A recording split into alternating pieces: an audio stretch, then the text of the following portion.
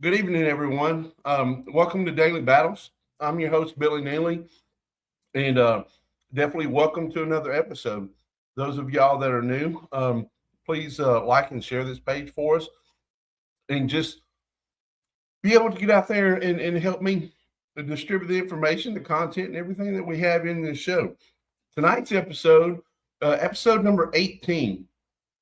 Wow, that's quite a few shows. I didn't expect it to go this far and last this long, but I'm definitely humbled. So, with you being new to Daily Battles as a viewer, watching everything, Daily Battles is the untold stories of heroes and warriors overcoming PTSD. This is a podcast that is dedicated to exploring the lives and journeys of those who have faced the silent battle of PTSD. And in this podcast, we're going to delve into the personal stories of individuals who have navigated the challenges of PTSD without the professional treatment. That has been the pretty much most of the main topics of all the podcasts. But tonight, I have a guest that he was here on one of our previous episodes, and we just felt like that there was not enough things covered on that podcast. So we really needed to go into it and dive into it more.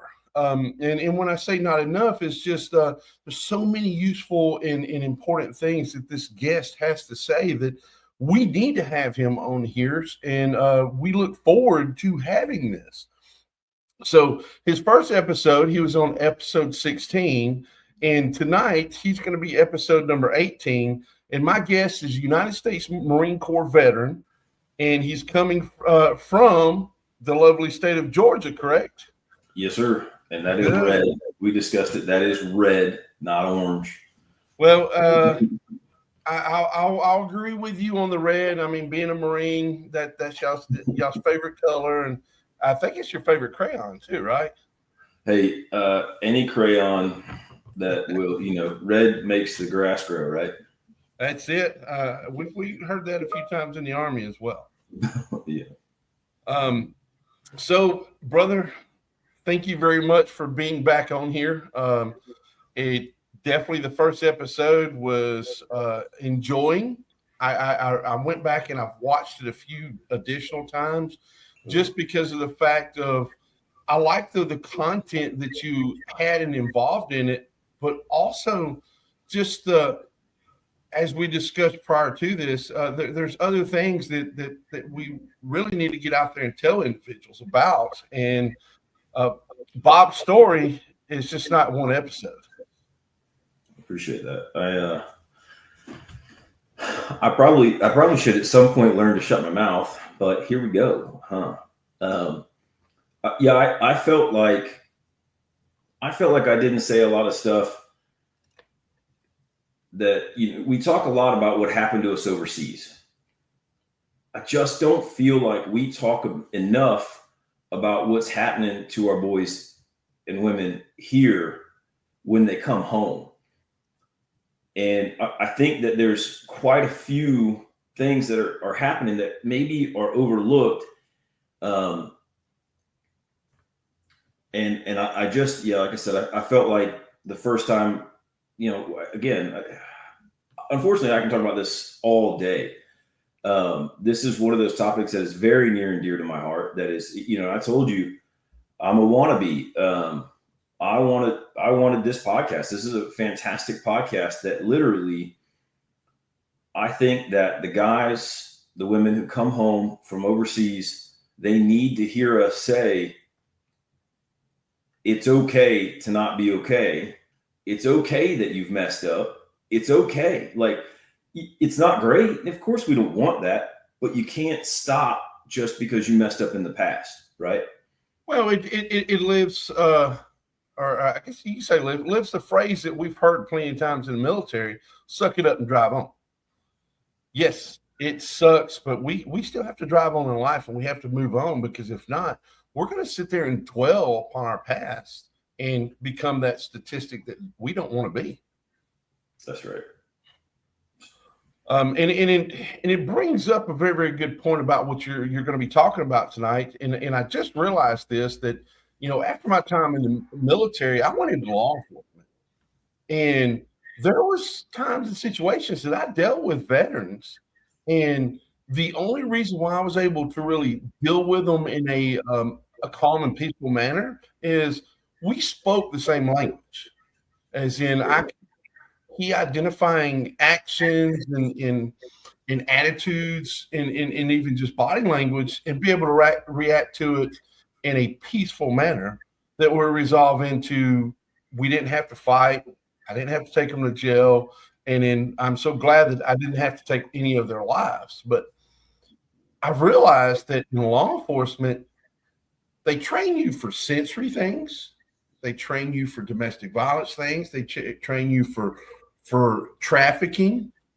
I've only known one law enforcement agency that has really went above and beyond in the state of Alabama, where I live at, to actually train the officers on how to deal with us. Yeah.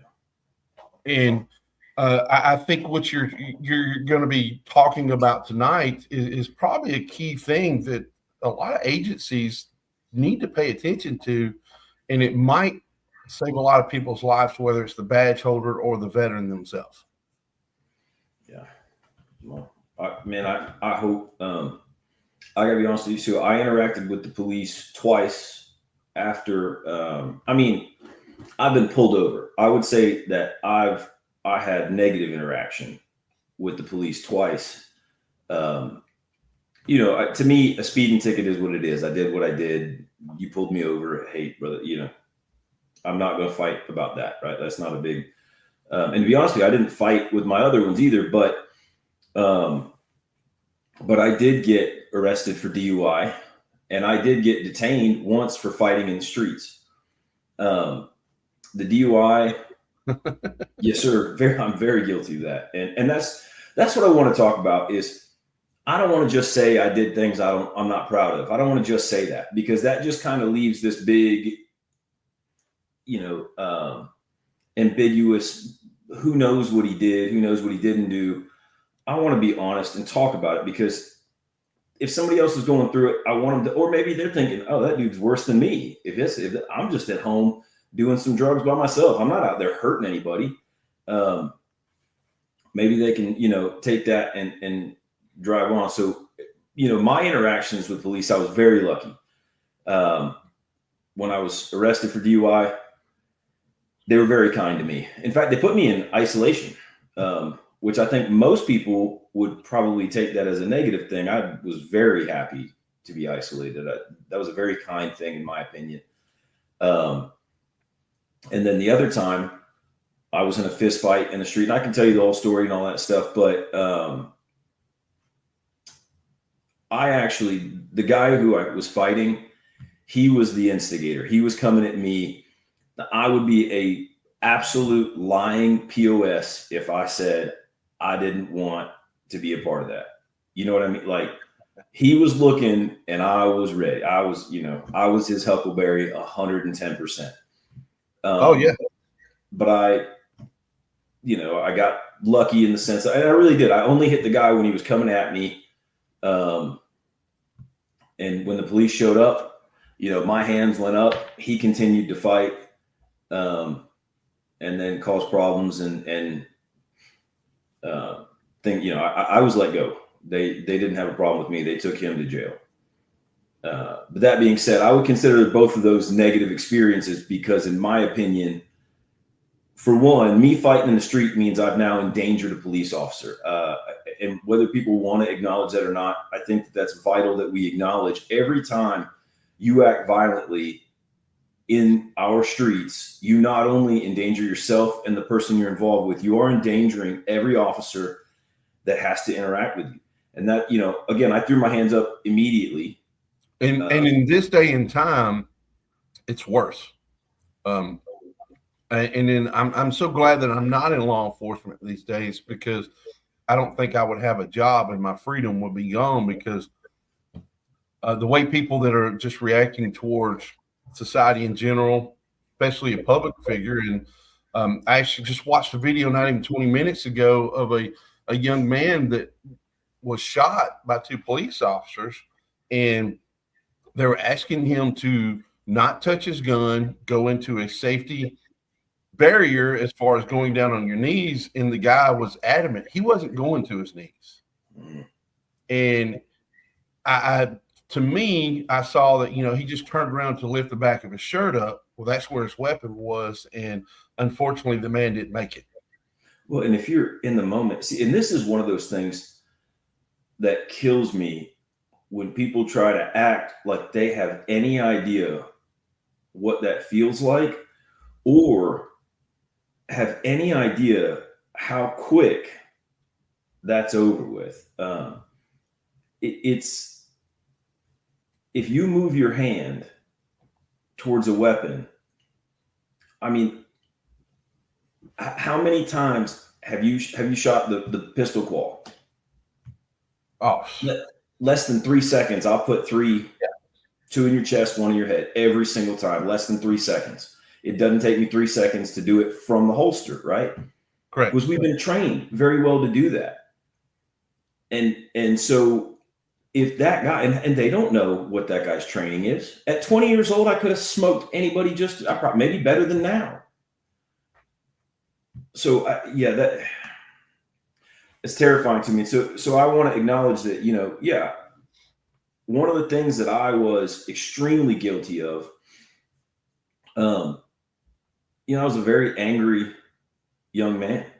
I would probably say that for sure folks around me would call me grumpy these days. You know what I mean? Like, I'm not exactly the most pleasurable, sweet dude to be around. Now, as a nurse, I do everything I can possibly do to be, I consider it almost like an uncle figure, right? Which is hilarious because I had a patient make fun of me one day. This guy have I told you this? No. Man, this guy had 103 temperature and a recent brain injury. I mean, he was barely alive. And no exaggeration, barely alive. And this guy wakes up and he looks at me, he goes, "Anybody ever tell you look like an uncle?" And I was like, "What?" He goes, "You 40, single, no kids?" And I was like, "Dude, what are you doing? I'm trying to save your life. What are you doing to me right now?" Maybe the funniest thing I've ever been, like, never would have thought. So now I got a couple buddies that call me Unc.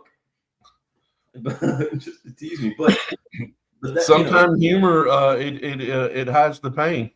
I loved it. That's what people were like. Why would I'm like, did that bother you? No, it was hilarious. He was dead on. Yeah, I mean, yeah, it hurt, but it hurt in a good way, right? Like, yeah, he hit me exactly the way, like a elementary bully would. But so anyway, so I'm constantly now, I'm doing everything I can do. I genuinely wake up every day and I think every day I do everything I can to try to be a good influence on the people around me and to try my best to be a positive role model, because we are now viewed, a 40-year-old white dude, military, is now viewed as, the man. We are now the oppressor. And I couldn't feel further from the man in my life. I don't feel like I'm that person in any way, shape, or form. And in fact, I think I go the other way. Don't get me wrong. Again, I respect police officers. I respect government officials. I appreciate what people do. I got to be honest. I'm not enthused with the way things are going. I agree. And that's what my podcast last week was about. Yeah, I'm sorry. I hadn't listened to it yet. I need to listen to it. Unfortunately, currently, my world is wrapped up in neurological lessons and biology, right? So I'm in school. I think I mentioned that last time. I literally just took a test. I had 3 hours. I started it at 5:30, and I was like, "Oh man, I hope I get this done," and I did. So, but anyhow, that's mostly, even in the car, what I listen to is lectures. But yeah, the thing that scares me, I guess there's a lot of things that scare me. There's the thing that makes me So depressed, scared, the thing that makes me want to scream is being treated like I'm not here trying to care for others. Does that make any sense? For me, yes, but definitely some of our viewers, I think they don't get it. And it's probably going back earlier on is, we speak the same language. Right. So yeah, for me, everything I do at this point in my life is literally to help others get rid of the demons. So I feel like sometimes I can go over these things maybe too many times, but I did make a list of the things I wanted to talk about. And I think I want to start with where I started going wrong and the problems I caused. I told you last time I did my first tour in 05, 04, 05, and then 06. So I did back-to-back tours. I rolled over. I've had a lot of family issues. My father and I did not get along well. It wasn't a good relationship. He did a lot of good things for myself and my family. I'll kind of leave it at that, right? I was very distraught when I went overseas my first time with my relationship with my father. And in fact, I kind of didn't anticipate, I just don't know that you anticipate coming home for more, right? And if you're not anticipating coming home, I just decided when they asked, I'm going to roll over again. And I'm going to keep collecting. I have a nephew who has I've told you a little bit about my nephew last time. I think about my nieces and my nephews a lot. I'm not sure that they recognize how much I think about them or how much I care for them, but I really do. I think about them. And so he had some real bad health issues. And so when we were in Iraq, I didn't call home. I didn't spend money on things. I saved every dime I could because I was worried that at some point my nephew was going to need a treatment we couldn't afford. And I saved everything. And I didn't spend it until I got home. Right. And it's all gone now, but I saved every dime that I made. Obviously I'd buy food or clothes that I had to have, but I saved everything. When I came home, I don't think I realized that something had changed. Over there, especially 05, 06, I mean, we were getting rocketed constantly. I remember we had 32 incoming rockets in the span of a minute. Our world was rocked in a way that is impossible to understand, even in my opinion, to us, right? When I came home, all of those terrible things that I had been dreaming of overseas, of course I was having nightmares overseas, but you're supposed to, right? Like you're in the danger zone. Like you're supposed to be on edge all the time. Then you come home and they give you an hour-long class and they say, hey, bye. And as a reservist, which again, I think I mentioned, I was a reservist. So even though I've got like 5 years of active duty, they just drop me every time. Every time I finish the tour of active duty, they just bye. Yeah. And so I literally came home. I debriefed. In a week, I was at home and trying to go out to party in Athens, Georgia. And I will never forget parking the first day.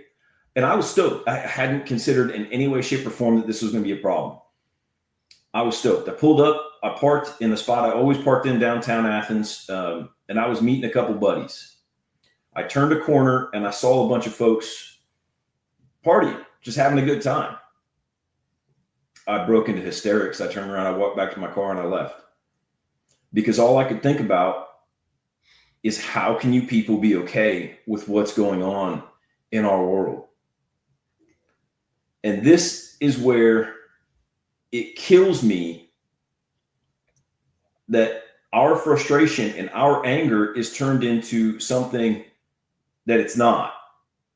I'm not angry at my fellow citizens for nothing. I'm angry because as a system, we have completely ignored what we are doing and what is being done around the world.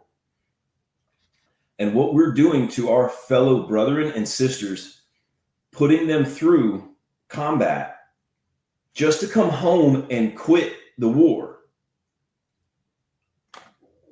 I'm not going to sit here and name names, but man, they live with me. The names, they live with me. Those people are not just names. They're not just, ideas. Those are humans. Mm-hmm.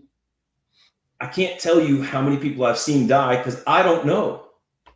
I have no idea. I can't count. I can't count how many bodies I've had to pick off of vehicles that aren't even a human anymore. I can't tell you how many times I've had to see these things that eat me up inside. And I didn't plan on talking about that stuff, honestly, at all. I plan on talking about, what happens when we come home, right? Yeah. But the idea, when I turned that corner and everybody didn't have a care in the world, I love that. I do. But it killed me because I knew all the people who were still overseas, who were still in danger. And that's where it started for me. That's where something clicked. I'm not right anymore.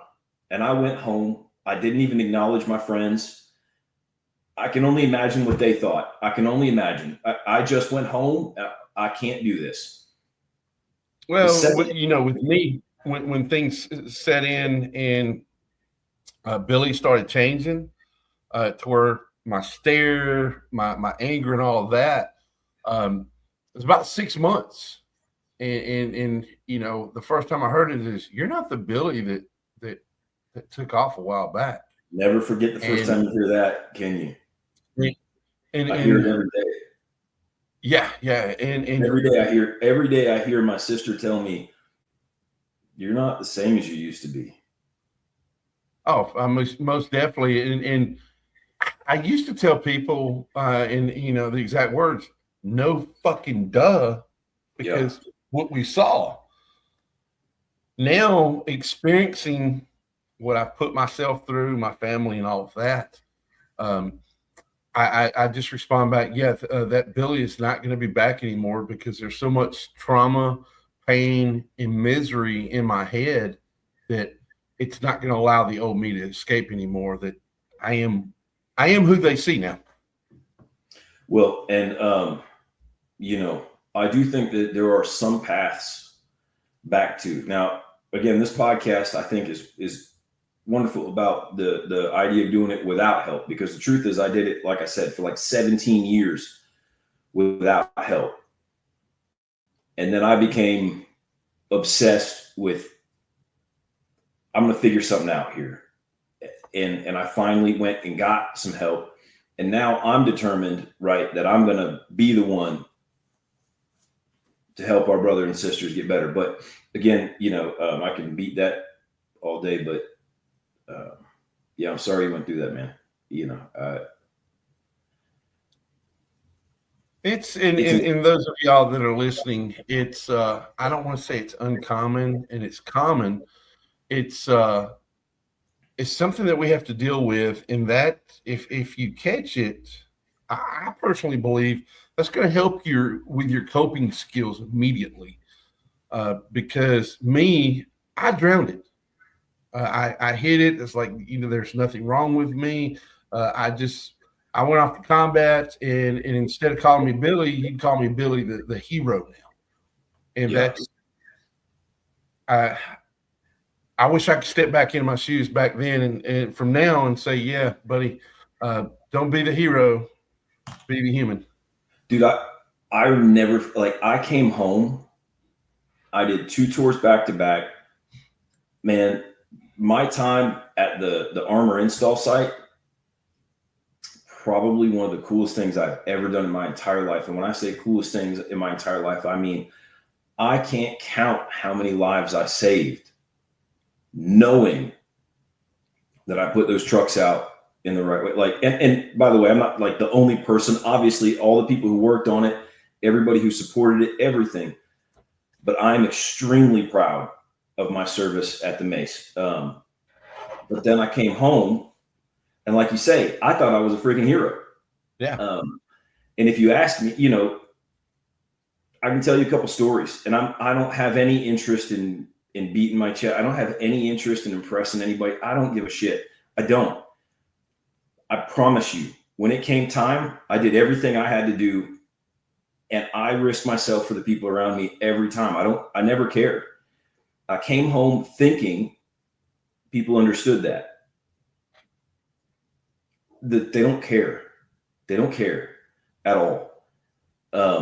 Some folks, sure, for the most part, they don't care. And when I came home, that could not have been any more obvious to me than, I told you about going to get evaluated and being told I was a threat to our society.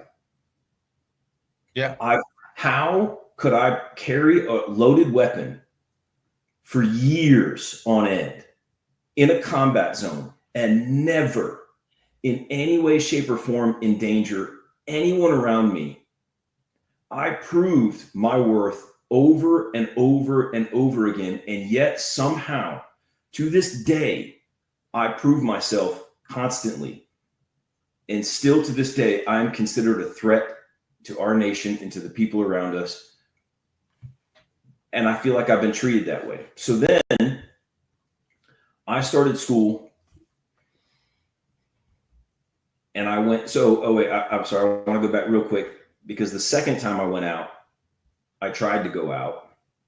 I decided this time I wanted to have a couple drinks before I went downtown, kind of like, what's the word I'm looking for? Get a little, pre-buzz. Get a little bit better. Maybe I could just deal with it. And I went to my same buddy I was supposed to meet the first time.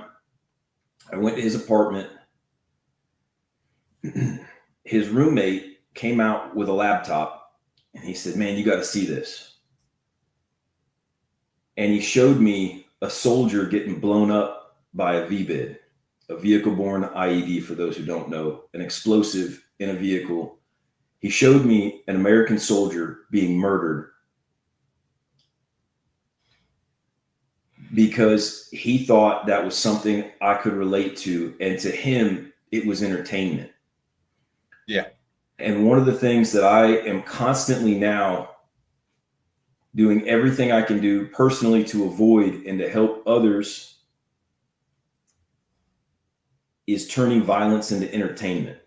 Now, I'm not one of those folks that's like, the FCC and take everybody's stuff away. But I really do think people need to be very cautious and conscious of what they're taking in and what it's doing to them, of what they view as entertainment. And so in that, being said, just the tragic event that just took place with Charlie Kirk, that's a prime example. I haven't seen it. I don't want to see it. Every day I think, please don't let me see this. Yeah, I'm good, dude. But society has took that video and has done so many different things with it over the internet, social media, and stuff like that, to where I've heard stories of kids, 7, 8 years old in school watching this video of this man getting, executed, and they think it's funny. It's not at all. Yeah, I don't understand anymore. And I've been very open to you. I'm not a Republican. I'm not a Democrat. I'm honestly, I'm done with all of them. But the idea that I'm so sick of seeing people die and get hurt over really nothing. Yeah. There was a point in our society, I was alive for it, where you could, and I say, you know what, it's still here. It's just a lot quieter, where you could disagree 100% with somebody and still love them and see them every day. I mean, and have a great relationship with those people. I do it constantly. Yeah. I don't understand why people can't understand that perspective. So, you know, I feel like I say this all the time. I don't know if I've said it to you before, but I'm kind of leaning in. I'm sorry. I'm a little aggressive on this episode. I'm sorry, but I'm struck, man. I'm struck. And it's not just by what happened. It's by a lot of things. And again, I watched that episode. I'd be honest with you, I don't know that I watched the whole thing. I'm very embarrassed by speaking publicly. I'm very, it is hard for me because I don't open up like this to almost anybody. So to do it in this fashion is hard for me. Damn, I already lost what I was going to say just because I was talking about how I get nervous about it. Well, no, I mean, it's not a natural thing that's instilled in us as veterans. Yeah. In my episode last week, you know, I had one of my best friends on there that's known me for years, and we talked about emotions to where, you know, a lot of people that's known me for years in my adult days have really not seen me cry. You know, this friend, he was at my father's funeral. And I mean, my father is, there's so many positive things I can say about him as being my father, but it's my dad. I didn't cry at my dad's funeral because I was trained not to show emotions. Yeah. And that has been a very, very big failure of mine in the mistakes that, as you said earlier on, it's okay to not be okay. Well, you know, but so I'm not all about taking the blame off of ourselves, but I'm also not all about not acknowledging the conditioning that we have had since the time we were small children. Right. Yeah. So, and this is another thing that, you know, I think we talk about PTSD and we talk about who we are now and how we come across and all these things. But as a child, and I think I mentioned this last time, if anyone around me had a problem, that was my problem. Yeah. That is the way I was raised. If anyone around me who I care about, honestly, I don't even have to care about them. If they're being mistreated, that's my problem. That is the way I was raised. And that's something I'm very proud of my father for. My father would never sit by and allow someone to be abused. He would never sit by and allow someone. My dad is one of the only people I've ever known in my life who did not care race, gender, religion, did not care. If they're walking on the side of the road, my dad would pick them up. It was a strange thing. The amount and the type of people who've been in the vehicle with me and my sisters as little siblings, because, you know, Georgia weather, my dad's not going to have somebody walking down the side of the street. He's not going to do it. That thing, it's a great thing, but it also takes a toll, and it makes us quick to react. Because when it's always your responsibility, that thing is on us. But I understand folks saying, like, you know, it's not your responsibility now, so back off. Okay, sure. Again, in my hospital where I work, it is very regular that my coworkers say things like, hey, if something happens, you're going to help, right? You're going to protect us, right? And I'm like, well, sure, if there's not a gun involved. If there's a gun involved, I'm fried just like the rest of you. Yeah. In nursing school, when asked what we would do if there was a shooter, multiple people said, whatever Bob does. Guys, I don't have a gun on me.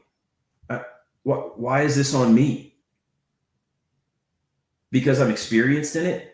So anyhow, but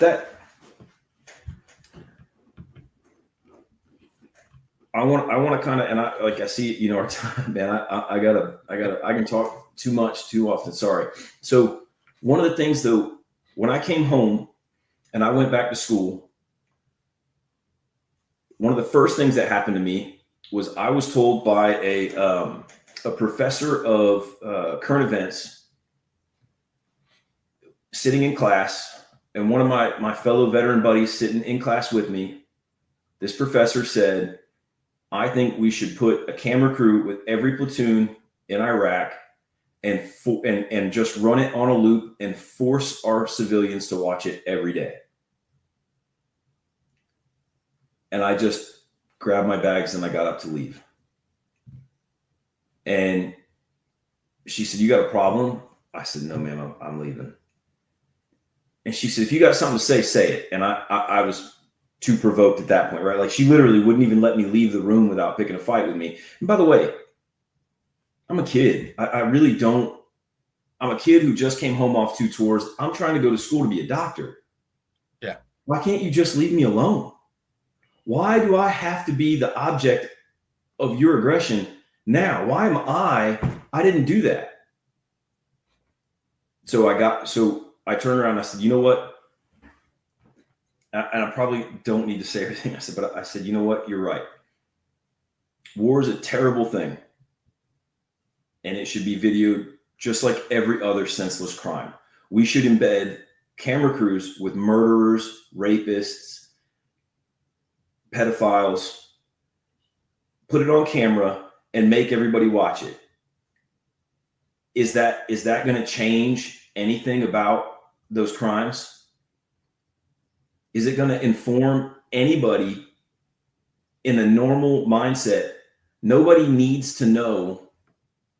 Nobody needs to be informed of what's going on, that it's terrible. It's terrible. We don't need to show them that. And by the way, what about, and the other thing I said is, what about the family members who are going to have to see their family member die just by coincidence? So I got sent to the dean for that, by the way, and told I was no longer allowed to speak in that class. And then I was told by the professor that I would not receive an A, even though I had earned an A, because she didn't like my politics. She was open, didn't care. She was tenured and she could do what she wanted. And that's what happened. So move along. I go to UGA. My first semester at UGA is the semester where the school or the college system of Georgia decided that we are no longer going to employ veterans as VA reps for schools. What? You know why? Yeah. Yep. They don't employ veterans for that. They now, you know why? Because veterans expect to be paid and they expect benefits. So they started with all civilians, people who have no idea what they're looking at, what they're doing. Because of that, my first semester at UGA, I received 0 GI Bill. I was over halfway through my semester. I hadn't received a dime. I mean, I'm sure you can understand what kind of problems that incurs. I'm not making any money and I'm going to school. What's going on? Yeah. That VA rep had never seen multiple DD-214s. So for anybody who doesn't know, a DD-214 is the piece of paper that we receive every time we finish active duty that says, this is what that person did on this stint of active duty. A person like yourself, who was an active duty soldier, gets 1. I was activated for my boot camp. That's 1. I was activated for my first tour. I was dropped off that and given a second one for my second tour, even though they're back to back. My third tour also. Yeah. And I have one for 2003 when I was on active duty in Lejeune. So I've got this pile of DD-214s. Now, this person had never seen that before. So she reported me to the Department of Homeland Security. And the beautiful Patriot Act, which, by the way, the Patriot Act that negatively affects veterans more than it has ever affected any other population in our nation or in the world. I set off multiple triggers. By the way, this VA rep didn't tell me. She didn't ask me to prove my DD-214s were real. She just turned me into the Department of Homeland Security for falsifying federal documents. And by the way, the Department of Homeland Security considers a VA rep to be a credible source because they're supposed to be and had always been veterans who understood the paperwork. So that's the day that I learned, or that's the time that I learned that we no longer earned our GI Bill. Do you know that? I can see that. It's welfare now. It's federal financial aid. And my federal financial aid was withheld. My assets were seized. Yeah, you should ask DJ about this. DJ, for anybody who doesn't know, DJ is, I don't remember what his episode number was. I'm sorry, but he was on your podcast once before. So anyhow, DJ, so when this happened, they seized my assets. They cut off my welfare, my federal financial aid, which is GI Bill, which I thought I earned. Then they told me I was not allowed to leave the state. But what's even crazier is no one from the government came and told me this. A guy from Wachovia called me to tell me this. What? From Wachovia. Wow. The manager of the Wachovia called, and by the way, teared up, apologized to me. I had just met this guy a few weeks ago when I opened my accounts, and he apologized to me because he had seen this happen to veterans over and over again. So here I am. I'm home. I'm done with the war. Please just leave me alone and let me go be a productive part of society. Negative. 2 semesters. So that I had to leave school on a hardship. The VA called me and said, hey, we messed that up. Go back to school. I went back to school the next semester. Again, halfway through, I was not receiving any payments. This time, they said, oh yeah, you got to pay us back for dropping out last semester. It took the VA over 4 years to correct that mistake, come back and pay for my nursing school. I was an absolute lunatic. I came home. I did everything I could. I served my country. I did everything I could do.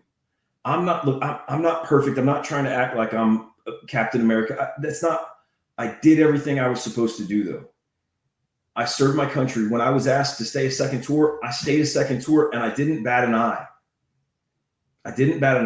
I was proud of it. I'm still proud of what I did. I was treated like I was nothing. I was told I was a threat to our society. I was not taught how to go back to society at all. I was then kicked out of college. And so at this point, and I was bouncing, by the way. I was a bouncer downtown. I wish I could say that I was only bouncing, to make money. The truth is, I like to fight. And I needed to get rid of all this crazy adrenaline that I had. And I didn't want to do it in the street, which, by the way, I was doing very often also. Anybody who wanted it could get it. Anybody. I didn't care. Hundreds. And I understand that anybody who says hundreds of street fights is a liar. Fine. I don't care. Hundreds. Then add my bouncing to it. It's crazy. Absolute lunatic. I've never hurt or hit anyone I cared about. But if somebody was looking for it, they could get it. And in downtown Athens, there's many people every night. And I caught a bunch of them. I'm not proud of that in any way, shape, or form. In fact, I'm greatly ashamed of what I've done to people's heads. Now, knowing, again, we'll talk about my traumatic brain injuries more in the future. knowing what that does, I'm ashamed. But I was drinking a lot. I couldn't sleep without booze. I could barely function without booze. Then I left school, and that's when I started working with DJ, which DJ and I had known each other, but he got me a job, and that was doing okay, but it was never long. That's when I got my DUI, by the way. Then, which I didn't get a DUI, but let's be honest, I got a DUI, right? Like, it wasn't charged as a DUI, but I got a DUI. I'm not trying to act like I didn't do that. I did that.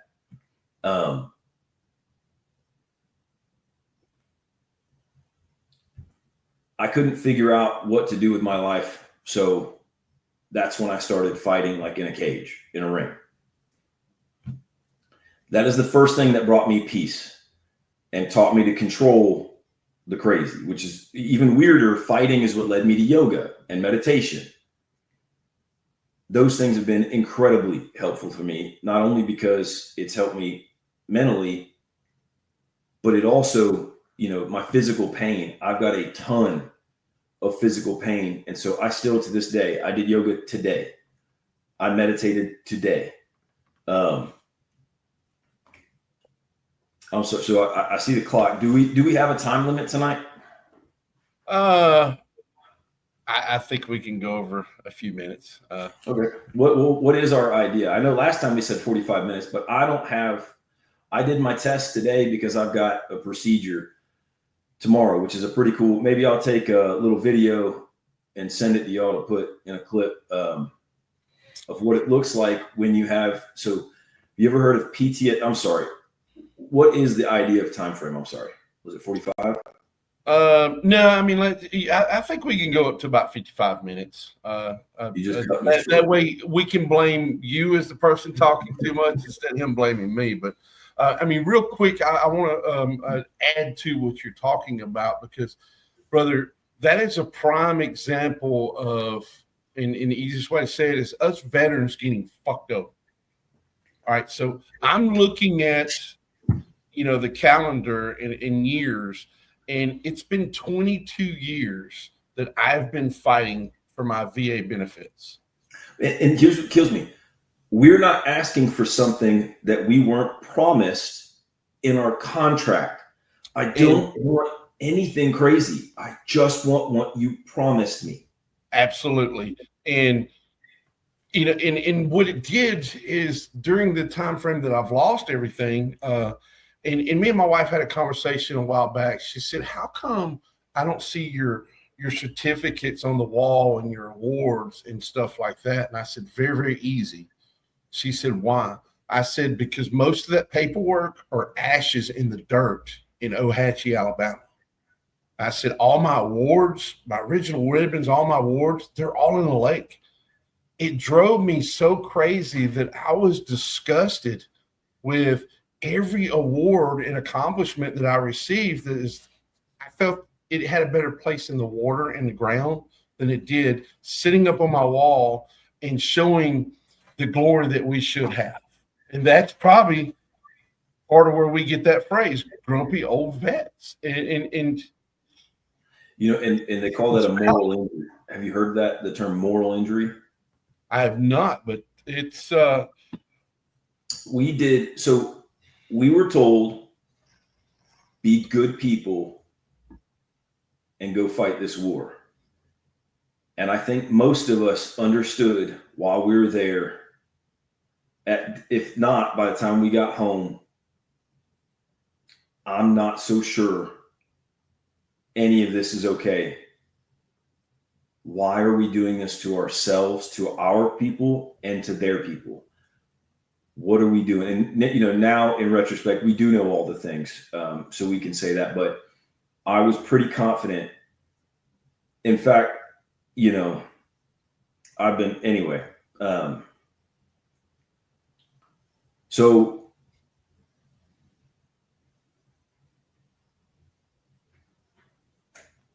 I want to express the terrible things that I have done, I have hurt a lot of people who sure were looking for a fight, but who am I, right? Like, I am not a judge. I'm not a juror, and I should not be the executioner. But back then,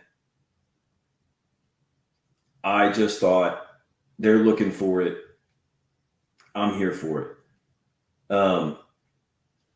I endangered others by drinking and driving. I can honestly say I didn't, there's like a statistic that the average person who gets a DUI did it like 500 times or something crazy before they get pulled over. I can honestly say that's not true for me. Maybe a couple times. I'm very lucky in that I was taught not to do that in a very effective way. And that is just, my mama asked me not to do it. And, she's been great to me my whole life. And so tends to be when she says, please don't do something, I just don't do it. Right.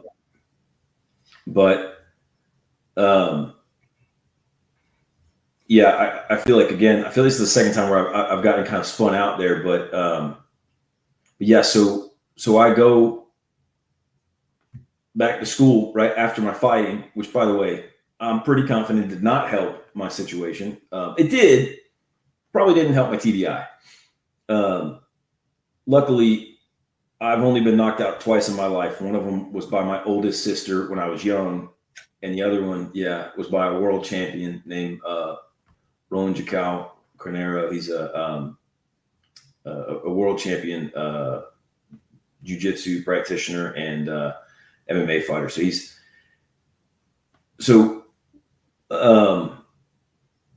I left there. And I went back to school, right? And I left because I got injured even more in my neck. But I went back to school, and my TBI started getting really bad. And this is when I started having the quote unquote seizure-like activity. You can call them seizures or seizure-like activity, whatever, going unconscious and shaking and face planting, however we want to call it. I was told multiple times by the VA that I was being inflammatory, that I was being dramatic. That's the word I'm looking for. Being dramatic, that I just had a blood pressure issue. I remember one time I had a kidney stone, and they told me that, I passed out from the pain of the kidney stone. Nope, not true. That's not what happened. I was awake. I went to go pee. I woke up with my head in a wall. It wasn't. The stone passed later. Anyhow, so I was told multiple times, essentially, you're just being dramatic. So then I finally get to, the Shepherd Center, right? The Shepherd's Men, who I'm always boasting, and I will never stop. I was told to reach out to them in 2016. I did. They said, yeah, dude, you need to come here. So I, like any good little boy does, 2016 is when they told me, come on. 2022 is when I actually went to get treatment. From there is where I've had actual turnaround. Now, in between there, I've had all kinds of craziness. I think I told you a little bit about being in a camper down by the river. Did I tell you about that? Yeah. So that dependency has been something that is carried for so long. I personally, I take sleep meds now. I hate them. I hate the idea that I can't just be at peace in myself. I don't understand it. I've never done the terrible things that people, like what people would envision. Everything I've done overseas to protect myself and the people around me. I never did anything quote unquote immoral. I've never fought anybody who wasn't looking for it. And that being said, it's still, all of it bothers me, man. All of it. And brother, it's totally understandable. I know what you're going through. We just got different stories, man. That's all it is. And I can tell you as a person elder to you, it's hard not to live with that guilt on our shoulders because that's who we are. That's the caring and concerning and the heart and being the human. So, I mean, it's going to be a hard transition, but I know where you're going. I know where you're headed, and it's not getting better, but it's right here. No, I absolutely listen. Absolutely, it gets better. It gets worse. It gets better. Recovery is not a linear path. Anybody who tells you that, recovering from an injury, recovering from a brain injury, recovering from depression, recovering from alcoholism, recovery is not a linear path. It just is not. You're going to get sick again. You're going to get hurt again. You're going to have bumps in the road. You're going to do things that you're not proud of. The biggest thing is don't ever stop trying your best to help people around you. That being accountable to our community, and I don't just mean the veteran community, to humans, being accountable to everyone and doing everything we can do to try to help each other, man, that's it. That is the only peace I have ever found. Yeah. And that's, that's probably the past 8 years. That's the way I've been living.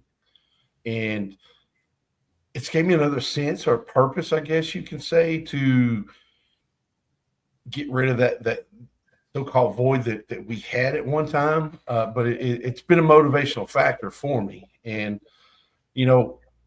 I want to stop here, and we already know that there's going to be an episode 3 from this.